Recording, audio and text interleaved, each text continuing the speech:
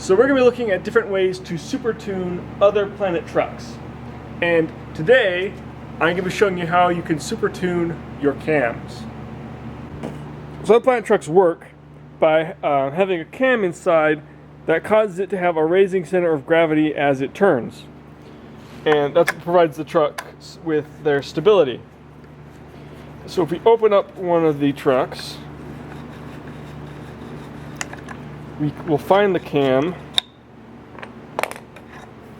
sitting underneath the hanger right here.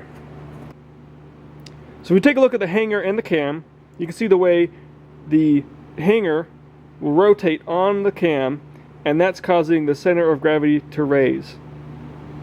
Right? So that's the role of the cam. But this is not the stock cam that comes with other planet trucks. This is the stock cam that you'll find with your trucks. And if you compare it with the other cam I've got, you can see that there are several differences. The first one is the stock cam actually has a really big flat spot on the top. If I put this down on top, you can see how it's flat between here and only has a curvature at the ends. Having a big flat spot gives the trucks a very stable center.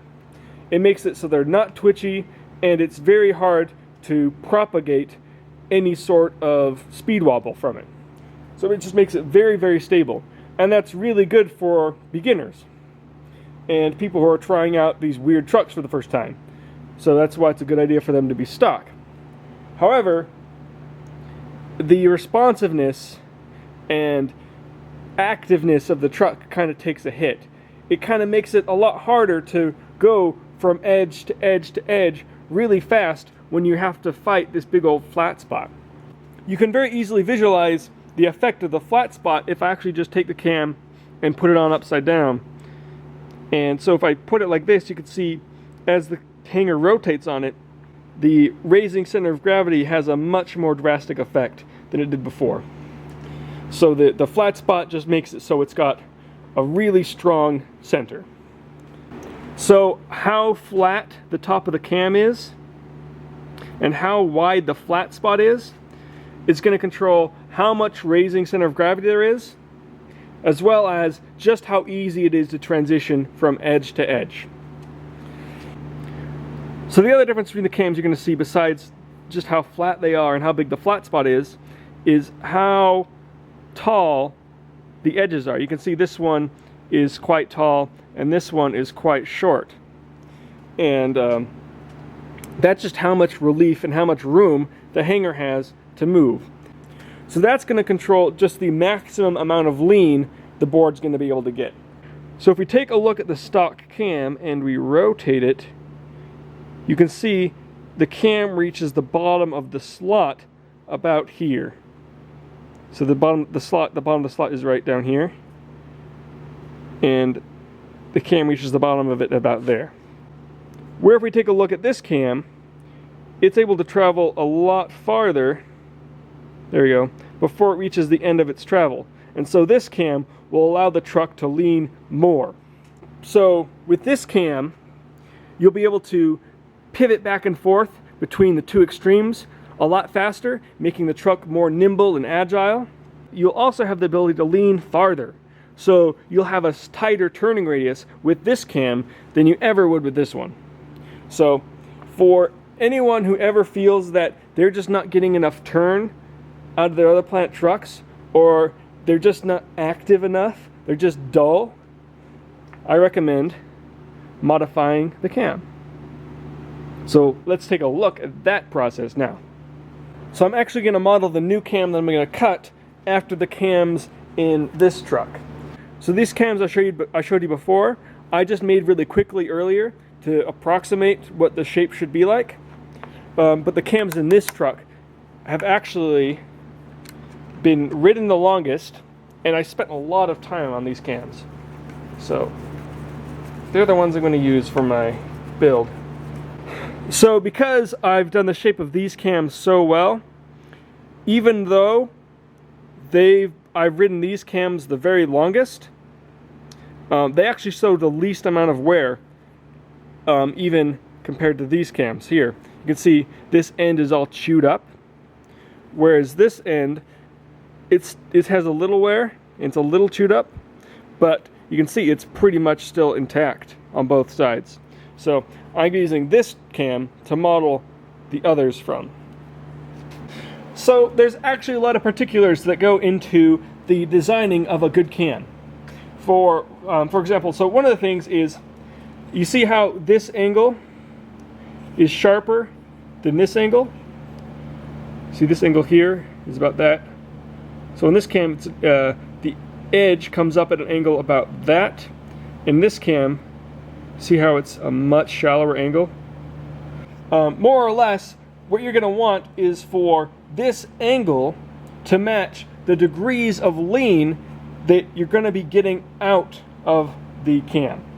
And as I said before, you know, how much degree you're going to be getting is dependent on the height of the cam at the edge. So it's all really complicated to figure out.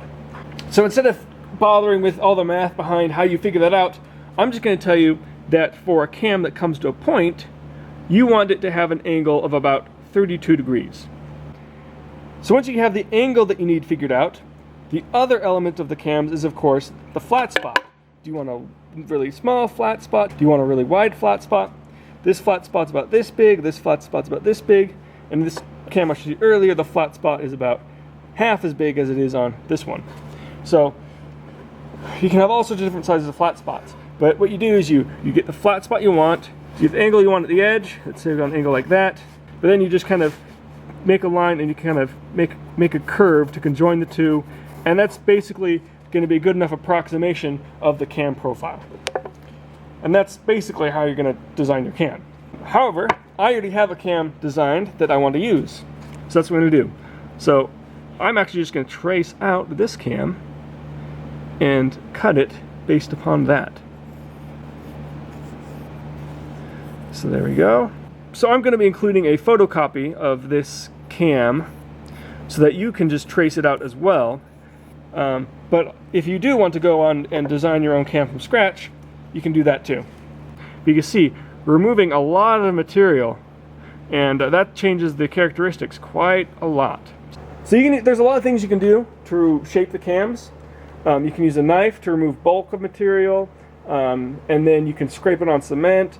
But really, the best way, and the way that's going to be the fastest, that I absolutely recommend, is some sort of belt sander. And so what I'm going to do is I'm just going to take it and from flat and just work my way to the edge, from flat and work my way to the edge. I'm going to be very careful, this is very, very important, to not make the cam any shorter than it is already. This height of the cam is very important, that it does not get shorter. Otherwise, the hanger will not rest on the cam at all, it will be resting on the bolt. And if the hanger is resting on the bolt, it'll basically just have a very twitchy, very horrible center. So here we go.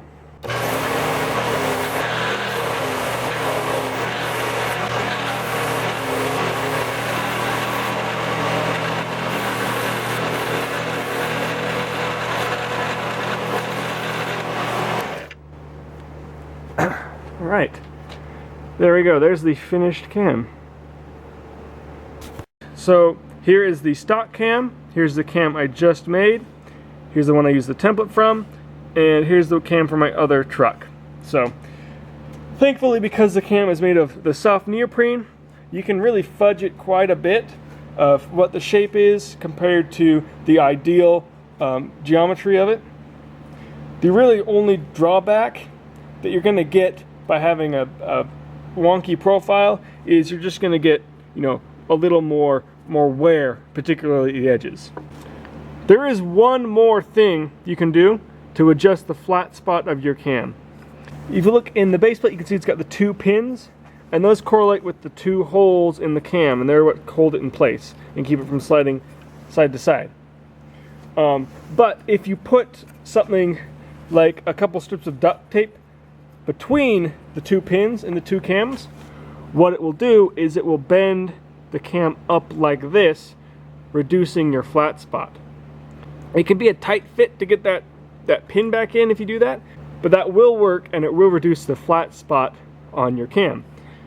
Inversely, you can also put a little stack of duct tape on the outside of the pins here and here. And if you have a cam like this, it'll flex it like that and give you a different sort of curvature, and that will also change the profile of your cam. So that is one way to really quickly just tweak the cam a little bit, and that can sometimes be useful. But of course I prefer the fully cut, fully modified cams just because you're able to change the shape so much more than just tweaking it a little bit. So there we go. Have fun, modify your cams, get trucks that are a lot more agile and maneuverable, and have fun with your OPs. Longboard Technology, over and out.